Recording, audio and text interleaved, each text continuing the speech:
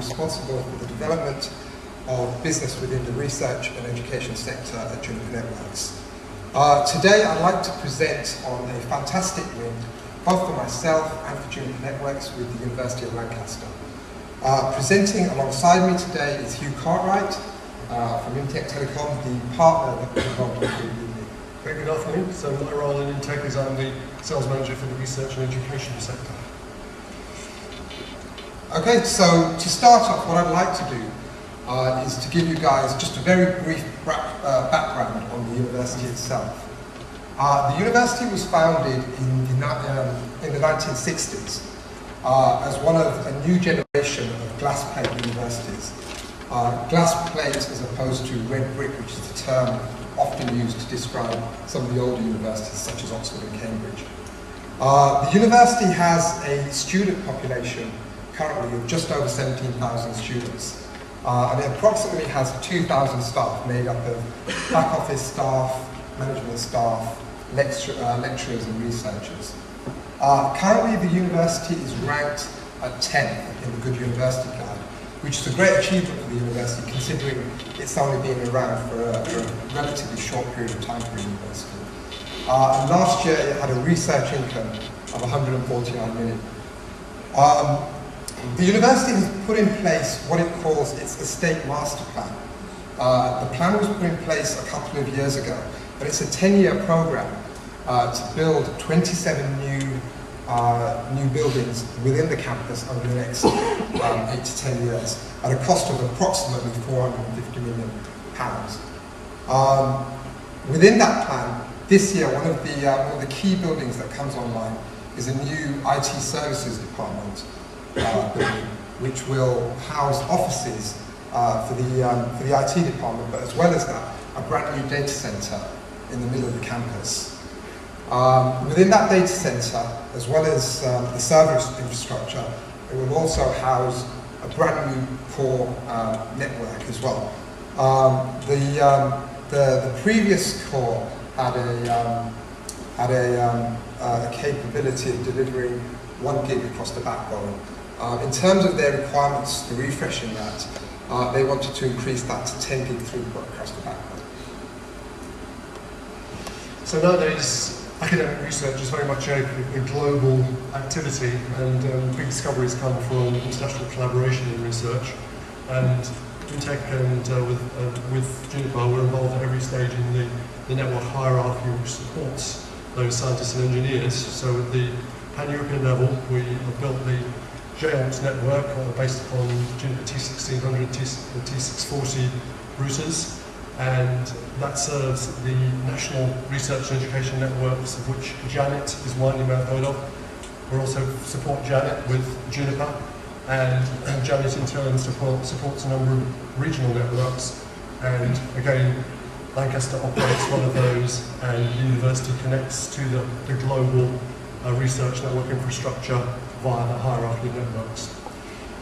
To give you a little bit of history into this account, we first engaged with them in back in 2003 after some trials of Juniper equipment.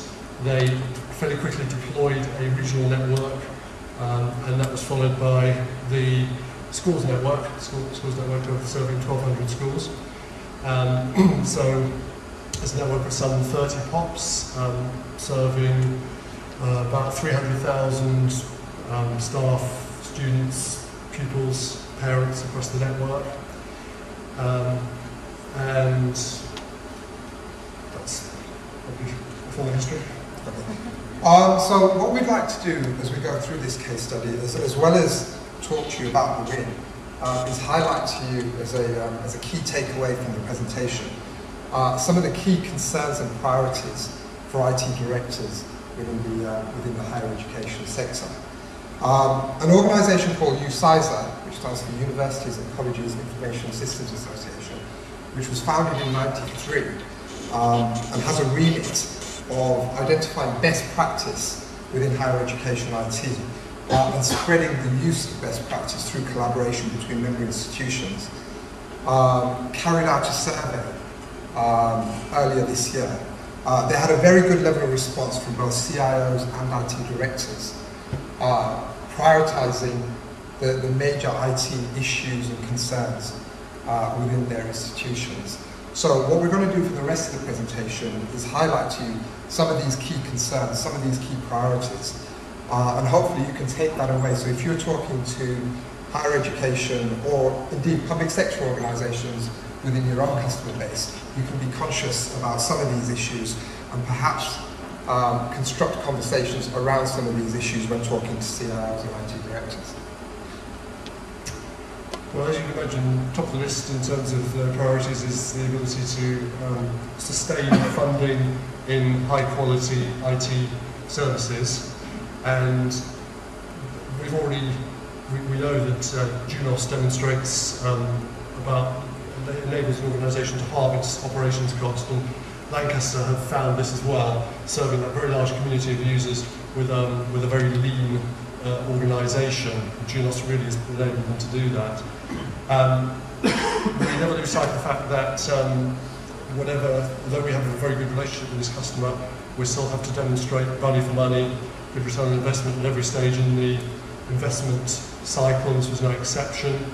And one of the ways that we won this latest deal was to demonstrate low total. And the key to that was our ability as Imtech to deliver our own tailored support service, leveraging on our existing investments in Juniper spares inventory, using our engineers. And I believe that that probably won us the deal against the usual set of competition with their very commoditised break-fix maintenance type offerings. So the issue that was ranked as number 2 by the respondents to the survey was the development of an IT strategy. Gone are the days within universities where there's ad hoc procurement of hardware, which ultimately created patchwork networks around the campus. And that's been very much replaced by an IT strategy that's developed in line both with the university's educational aspirations as well as its business aspirations. So John Gallagher, the CIO at Lancaster University, has put a great deal of effort over the last couple of years in defining his strategy and vision for IT infrastructure across the campus at Lancaster. Bearing in mind Lancaster University has one prime campus site about 3 miles outside of the city centre. His strategy is primarily focused on the development of infrastructure and services around a centralised model within that campus. And as that is part of his key strategy, what this has resulted in is the view that he would like to, in future, insource all his IT services using his existing IT services team, rather than outsource using managed service providers. So this in itself gave us a very definite requirement for direct touch with the IT team. The fact that they decided they wanted to insource a lot of their services meant that they required the general background information on networking developments, but also specific Juniper product-related information as well. So we engaged very, very early on in terms of this procurement with the IT team, really workshopping and presenting to them not just a solution for the campus core replacement, but also, because it was one of the first projects that we'd actually undertaken and decided to compete for within the campus, also presenting to them an end-to-end vision of what the connected campus would look like using the Juniper solution, not just for the core, but a complete solution across the entire campus. Okay, I think with any organisation that you've been working with over a period of time, you will find that they evolve as an organisation, and certainly it's been true of this account as well, insofar as they have become, in the early days they were quite informal about the way they went about purchases, and they've now evolved through organisational change and the introduction of a much more process-driven type of culture. So we've had to adapt our approach to be able to evolve with that, and I think we've been pretty successful with that. And for example, with this latest bid, it was very much a formal tender process, although they knew us pretty well, but we had to respond to that and make sure we gave all the right information. And key to that was also multilateral contact with all the people in the organisation who would potentially influence that very large investment. Okay, so continuing with the issues highlighted by IT directors in the USISA survey, number 4 was a very topical subject, energy efficiency in green IT. This is a bit of a tricky one, especially for us when we were selling into the university and when we were putting together our sales campaign back into them, in terms of how do we qualify the importance of green IT, specifically to this campus core upgrade. Speaking to the IT management and the facilities management at the university, energy efficiency was important, but what we ultimately concluded and qualified with this specific opportunity was that for the campus core replacement, green IT and energy efficiency wasn't something that they'd taken into a great deal of consideration. So with reference to their actual tender questions and their evaluation scoring, it was a pretty low priority. So we had to qualify pretty early on that it wasn't something that we were going to focus on and spend a lot of time on. Even though it's topical, it's something that's seen as politically correct at the moment. However, we did highlight a few areas within the tender response where we felt both Juniper's equipment and the creative support that Imtech put together for the solution led towards energy efficiency. So governance of IT really refers to the ability to deliver a service both responsibly and ethically. And although we enjoy a privileged relationship with this particular customer, we nevertheless have to be sure that at times we behave responsibly. And in the current financial market situation, that can be quite tricky, as I'm sure any partner will know. And we have to be sure that we ensure any the validity of any bids that we do, particularly if they're in different currencies, what we're buying, using currency options.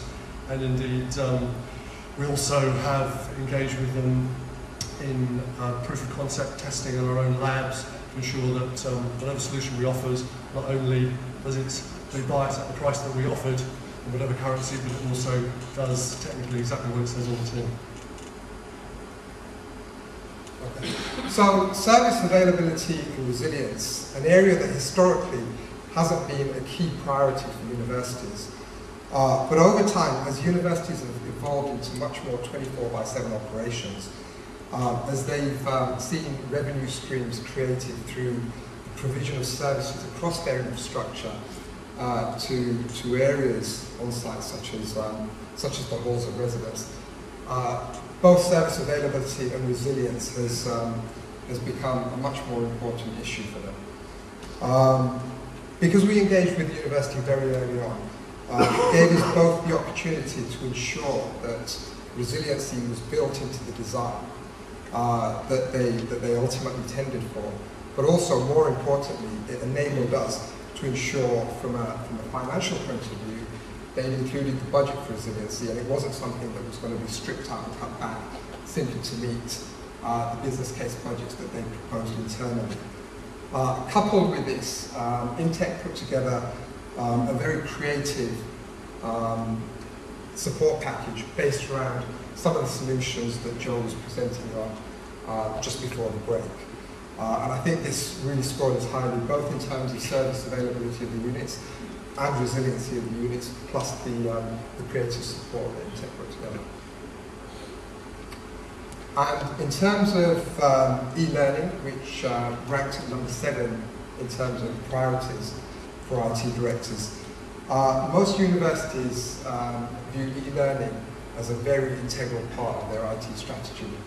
Lancaster University last year spent $20 million, approximately $20 million, on e-learning applications and platforms.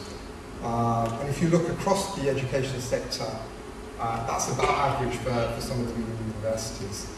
What Lancaster are aiming to do is deliver much more efficiently content to their students, ways that they can drive efficiency through their business. At the same time, they're getting a pull from the students whereby the students themselves are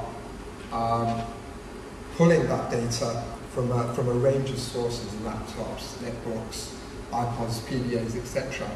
So from a design perspective, this additional load onto the network has given rise to a feature set of advanced premium IP features that we were well placed to deliver against. Things such as IP version 6, multicast, premium IP, and therefore this is another area where we scored quite highly in terms of the tender response. So I was particularly pleased that this particular point, enterprise-wide infrastructure, makes it in the top 10 of the UKAISA list, because I think as systems integrators, we all aspire to deliver an end-to-end service to our customers. And in the case of Lancaster, Juniper is only a part, albeit a very important part of the overall solution that we deliver to them. They've also entrusted us with their edge, their broadband infrastructure, and just recently that's been upgraded to about 5 to 10 times the speed that it was. What I'm pleased to say is that the Juniper core has coped with the additional traffic seamlessly, and not many people could say that the investment we put in 5 years ago is still delivering that investment protection and still delivering without any upgrade.